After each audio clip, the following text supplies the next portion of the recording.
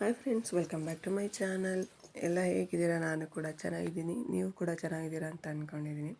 So ನನ್ನ ಒಂದು ಇಂದಿನ ವೀಡಿಯೋದಲ್ಲಿ ಧರ್ಮಸ್ಥಳಕ್ಕೆ ಹೋಗಿದ್ವಿ. ಅಲ್ಲಿ ಏನೆಲ್ಲ ಆಯಿತು ಅಂತ ನಾನು ವೀಡಿಯೋನ ಮಾಡಿ ಹಾಕಿದ್ದೆ. ಸೊ ಇದು ಆದರೆ ನೆಕ್ಸ್ಟ್ ಮುಂದಿಂದು ಕಂಟಿನ್ಯೂಷನ್ ಆಗಿರುತ್ತೆ. ದರ್ಶನ ಎಲ್ಲ ಮುಗಿಸ್ಕೊಂಡ್ವಿ. ದರ್ಶನ ಎಲ್ಲ ಮುಗಿದಾಗ ನಮಗೆ ಒಟ್ಟು 12 ಗಂಟೆನೂ ಆಗಿತ್ತು. ಬೆಳಗ್ಗೆ 7:30ಗೆ ಹೋದವರು 12 ಗಂಟೆ ನಮಗೆ ದರ್ಶನ ಮುಗಿದಾಗ.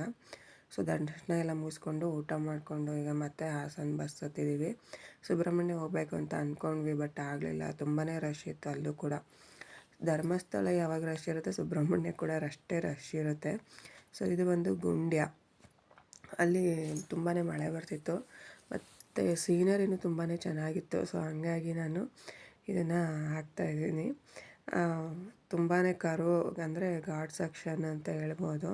ನಮ್ಗೆ ಇದಕ್ಕಿಂತ ಚಾರ್ಮುಡಿ ಘಾಟು ಇನ್ನೂ ತುಂಬಾ ಘಾಟ್ ಸೆಕ್ಷನ್ನು. ನಮ್ಮದೆಷ್ಟೋ ಪರವಾಗಿಲ್ಲ, ಒಂದು ಸ್ವಲ್ಪ ದೂರ ಘಾಟ್ ಸೆಕ್ಷನ್ ಇರುತ್ತೆ ಅಷ್ಟೇ.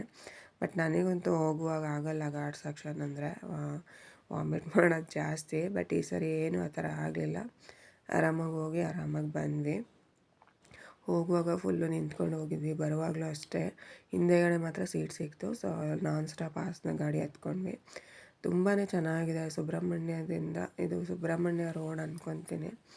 ಅಲ್ಲಿ ನೋಡಿ ಎಷ್ಟು ಚೆನ್ನಾಗಿದೆ. ನದಿಗಳೆಲ್ಲ ತುಂಬಿದ್ವು ಮಳೆ ಬಂದು. ಹಾಗೆಯೇ ಮಳೆ ಕೂಡ ಬರ್ತಾಯಿತ್ತು. ನೋಡೋಕ್ಕಂತೂ ತುಂಬಾ ಚೆನ್ನಾಗಿತ್ತು.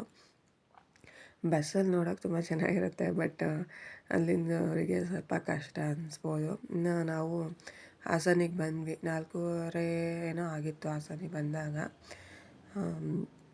ಗಾಡಿ ಪಾರ್ಕ್ ಮಾಡಿದ್ವಲ್ಲ, ಅದನ್ನು ತಗೊಂಡು ಮನೆಗೆ ಬಂದ್ವಿ.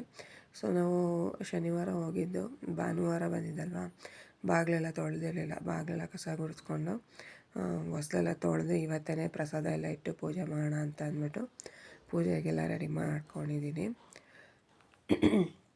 ಹೋಗೋದಿನೇ ಪೂಜೆ ಇತ್ತಲ್ವ, ಮಾಡ್ಕೊಂಡಿದ್ದಲ್ವ ಶನಿವಾರನೇ, ಏನು ತೆಗೆಯೋದೇನೂ ಇರಲಿಲ್ಲ. ಸೊ ಹಂಗಾಗಿ ಫಸ್ಟು ಬಾಗಿಲು ಕಸ ಎಲ್ಲ ಗುಡಿಸ್ಕೊಂಡು ಹೊಸ್ಲೆಲ್ಲ ಒರೆಸ್ಕೊಂಡು ತೊಳ್ಕೊಂಡು ಹೊಸ್ಲಿಗೆ ಅರಿಶಿನ ಕುಂಕುಮ ಎಲ್ಲ ಹಚ್ಕೊಂಡು ಆಮೇಲೆ ನಾನು ದೇವ್ರ ಮನೇಲಿ ದೀಪನ ಹಚ್ಕೊಂಡೆ.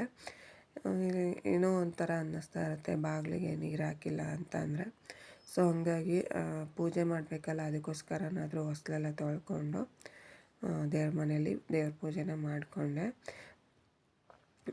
ಏನು ತೊಗೊಂಬಂದಿದ್ವಲ್ಲ ಪ್ರಸಾದ, ಮತ್ತು ಅಲ್ಲಿಂದ ನಾನು ಕಾಯಿ ತೊಗೊಂಬಂದಿದ್ದೆ. ಮನೆ ಕೂಡ ಚೇಂಜ್ ಮಾಡಿದ್ಮೇಲೆ ನಾವು ಕಡಲೆಕಾಯಿ ತೊಗೊಂಬಂದಿರಲಿಲ್ಲ. ಸೊ ಹಂಗಾಗಿ ಕಾಯಿ ಕೂಡ ತೊಗೊಂಡು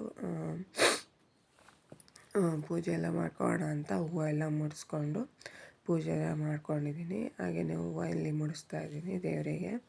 ಹಳೆ ಹೂವು ಎಲ್ಲ ತೆಗ್ದು ಹೊಸ ಹೂವು ಎಲ್ಲ ಮುಡಿಸ್ತಾ ಇದ್ದೀನಿ. ಮನೆಯಲ್ಲಿ ಯಾವಾಗಲೂ ಸ್ವಲ್ಪ ಹೂವಿಂದು ಸ್ಟಾಕ್ ಇಟ್ಕೊಂಡಿರ್ತೀನಿ. ಪೂಜೆ ಮಾಡೋ ಟೈಮಲ್ಲಿ ಹೂವು ಸ್ಟಾಕ್ ಇಟ್ಕೊಂಡಿರ್ತೀನಿ.